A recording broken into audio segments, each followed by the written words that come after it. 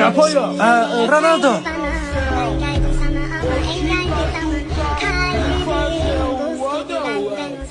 Onoyo. Ronaldo albatta.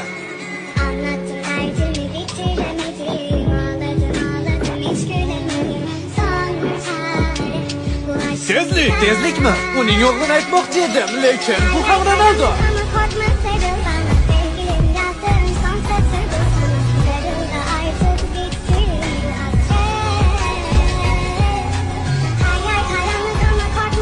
Kuch bo'yicha o'tgan yilgi FIFAda u eng zo'r edi va shuning uchun men Ronaldo deyman.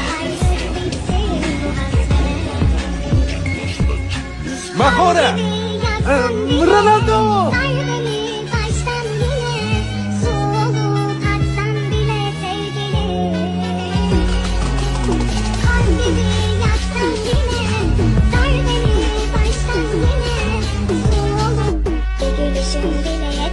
Futbol IQ. Cristiano Ronaldo şüphesiz.